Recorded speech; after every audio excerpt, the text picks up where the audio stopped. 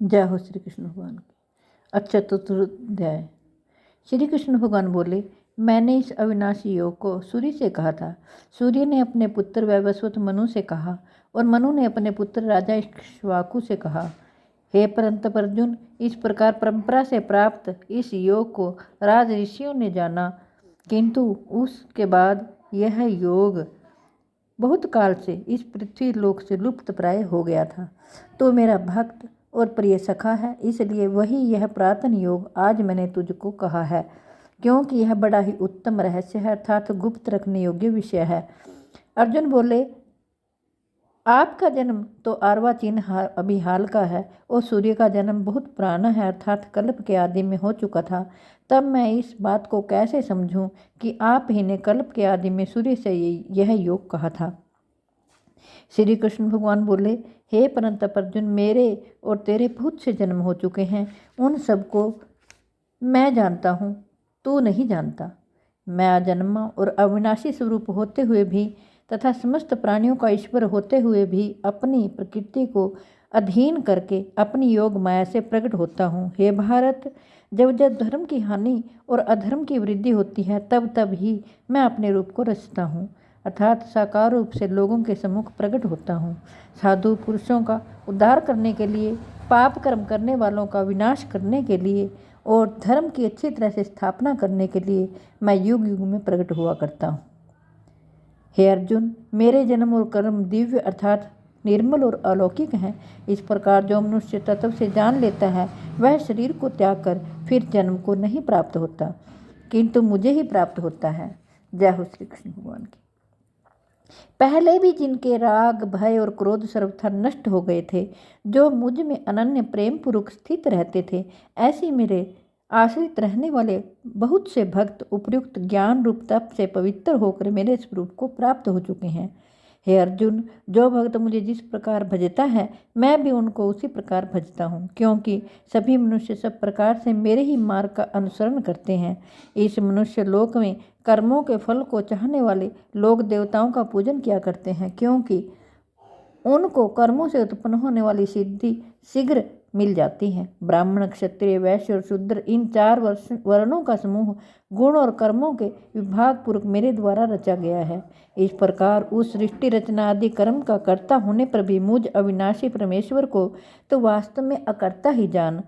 कर्मों के फल में मेरी स्पृहा नहीं है, इसलिए मुझे कर्म लिप्त नहीं करते। इस प्रकार जो मुझे तत्व से जान लेता है, वह भी कर्मों में नहीं बनता। जय हो श्री कृष्ण भगवान।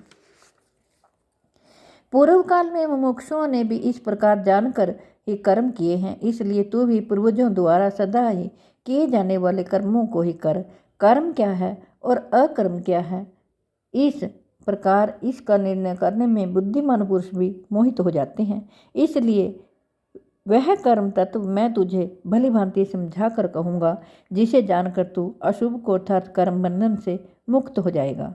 कर्म का स्वरूप भी जानना चाहिए और अकर्म का स्वरूप भी जानना चाहिए तथा विकर्म का स्वरूप भी जानना चाहिए, क्योंकि कर्म की गति गहन है। जो मनुष्य कर्म में अकर्म देखता है और जो अकर्म में कर्म देखता है, वह मनुष्यों में बुद्धिमान है और वह योगी समस्त कर्मों को करने वाला है। जिसके संपूर्ण शास्त्र सम्मत कर्म बिना कामना और संकल्प के होते हैं तथा जिसके समस्त कर्म ज्ञान रूप अग्नि के द्वारा भस्म हो गए हैं, उस महापुरुष को ज्ञानी जन भी पंडित कहते हैं।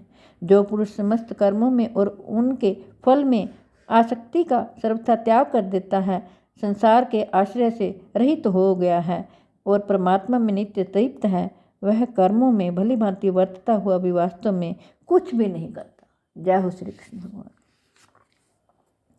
जिसका अंतःकरण और इंद्रियों के सहित शरीर जीता हुआ है और जिसने समस्त भोगों की सामग्री का परित्याग कर दिया है, ऐसा आशा रहित पुरुष केवल शरीर संबंधी कर्म करते हुए भी पापों को नहीं प्राप्त होता। जो बिना इच्छा के अपने आप प्राप्त हुए पदार्थ में सदा संतुष्ट रहता है, जिसमें ईर्ष्या का सर्वथा अभाव हो गया है, जो हर्ष, शोक आदि द्वंद्वों से सर्वथा अतीत हो गया है, ऐसा सिद्धि और असिद्धि में सम रहने वाला कर्मयोगी कर्म करता हुआ भी उनमें नहीं बनता।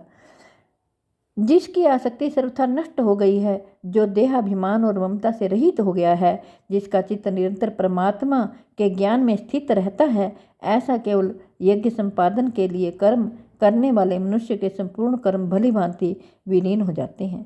जिस यज्ञ में अर्पण अर्थात सुरुआ आदि भी ब्रह्म है और हवन किए जाने योग्य द्रव्य भी ब्रह्म है तथा ब्रह्मरूप कर्ता के द्वारा ब्रह्मरूप अग्नि में आहुति देना रूप क्रिया भी ब्रह्म है, उस ब्रह्म कर्म में स्थित रहने वाले योगी द्वारा प्राप्त किए जाने योग्य फल भी ब्रह्म है। दूसरे योगी जन देवताओं के पूजन रूप यज्ञ का भी भली भांति अनुष्ठान किया करते हैं और अन्य योगी जन परब्रह्म परमात्मा रूप अग्नि में अभेद दर्शन रूप यज्ञ के द्वारा ही आत्म रूप यज्ञ का हवन किया करते हैं। अन्य योगी जन श्रोत्र आदि समस्त इंद्रियों को संयम रूप अग्नि में हवन किया करते हैं और दूसरे योगी लोग शब्द आदि समस्त विषयों को इंद्रिय रूप अग्नियों में हवन किया करते हैं। दूसरे योगी जो इंद्रियों की संपूर्ण क्रियाओं को और प्राणों की समस्त क्रियाओं को ज्ञान से प्रकाशित आत्म संयोग रूप अग्नि में हवन किया करते हैं।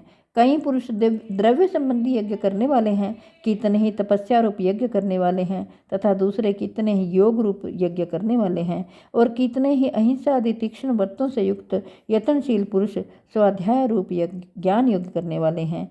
दूसरे कितने ही योगी जन अपान वायु में प्राण वायु को हवन करते हैं, वैसे ही अन्य योगी जन प्राण वायु में अपान वायु का हवन करते हैं तथा अन्य कितने ही नियमित आहार करने वाले प्राणायाम प्राण पुरुष प्राण और पान की गति को रोककर प्राणों को प्राणों में ही हवन किया करते हैं। वे सभी साधक यज्ञों द्वारा पापों का नाश कर देने वाले और यज्ञों को जानने वाले हैं।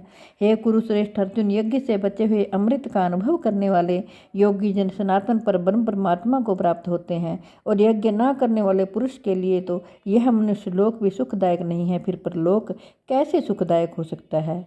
इसी प्रकार और भी बहुत तरह के यज्ञ वेद की वाणी में विस्तार से कहे गए हैं। उन सबको तो मन इंद्रिय और शरीर की क्रिया द्वारा संपन्न होने वाले जान। इस प्रकार तत्व से जानकर उनके अनुष्ठान द्वारा तो कर्म बंधन से सर्वथा मुक्त हो जाएगा।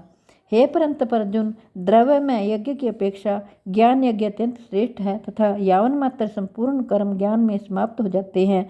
उस ज्ञान को तू तत्वदर्शी ज्ञानियों के पास जाकर समझ, उनको भली भांति दंडवत प्रणाम करने से, उनकी सेवा करने से और कपट छोड़कर सफलतापूर्वक प्रश्न करने से परमात्म तत्व को भली भांति जानने वाले ज्ञानी महात्मा तुझे इस तत्व ज्ञान का उपदेश करेंगे। जय हो श्री कृष्ण भगवान।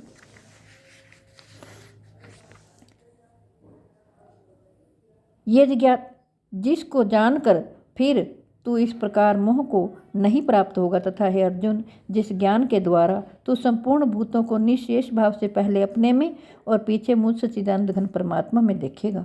यदि तू अन्य सब पापियों से भी अधिक पाप करने वाला है तो भी तू ज्ञान रूप नौका द्वारा निसंदेह संपूर्ण पाप समुद्र से भली भांति तर जाएगा।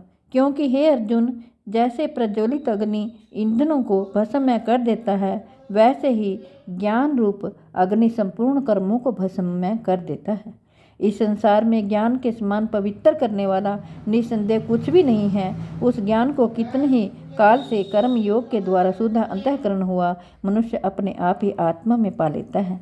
जितेंद्रिय साधन परायण और श्रद्धावान मनुष्य ज्ञान को प्राप्त होता है तथा ज्ञान को प्राप्त होकर वह बिना विलंब के तत्काल ही भगवत प्राप्ति रूप परम शांति को प्राप्त हो जाता है। विवेकहीन और अश्रद्धा रहित संशय युक्त मनुष्य परमार्थ से अवश्य भ्रष्ट हो जाता है। ऐसे संशय युक्त मनुष्य के लिए ना यह लोक